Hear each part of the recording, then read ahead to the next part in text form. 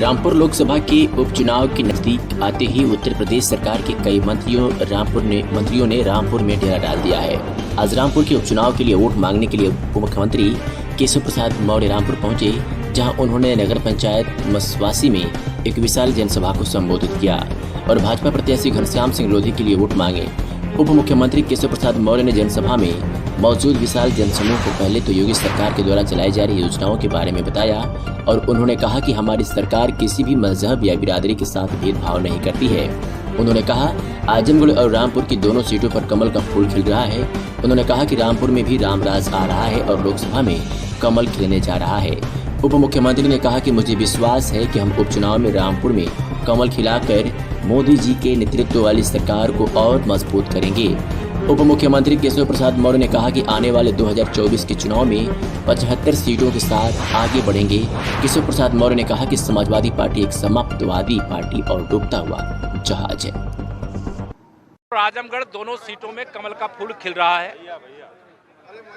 यहाँ पर सही मायने में लोकसभा के लिए भी सांसद भारतीय जनता पार्टी का होने के कारण से रामपुर का नाम तब सार्थक होता है जब सच्चे में रामराज्य हो जाता है, चारों तरफ कमल खिल जाता है।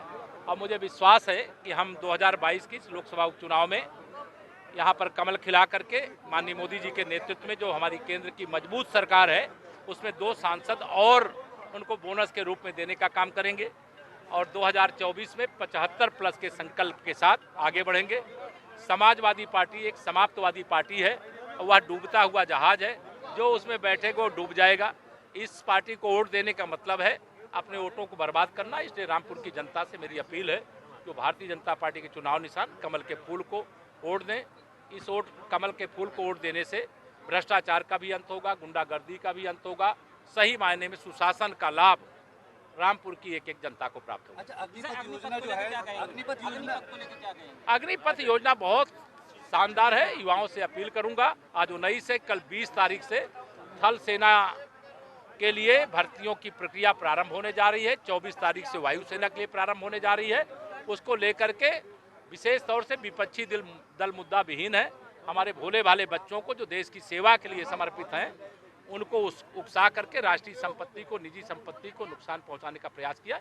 इस विषय को लेकर के कहीं कोई विरोध नहीं है। वो सब समझ गए लोग कि विपक्ष भड़का रहा है। यूपी में जिस तरह के दंगे हुए, क्या उन दंगों का असर इन चुनावों पर पड़ेगा? देखिए, कोई दंगे करने वाले उनको पता चल गया है कि जो विशेष तौर से मैं कहूं कि जो पासमानदा मुस्लिम भाई हैं उनके कंधे पर बंदूक रख करके जो अपनी राजनीति करते हैं उनको मैं ये अपील करता हूं, कहना भी चाहता हूं, अब तो सब शांत है कि आप किसी का मोहरा ना बने, क्योंकि ये उनके खिलाफ कोई कार्रवाई होगी। अगर वो गड़बड़ करेंगे कार्रवाई होगी तो ना मोहम्मद आजम खां मिलने जाएंगे, ना श्री अखिलेश यादव जी मिलने जाएंगे और ना ओवैसी मिलने के लिए आएंगे।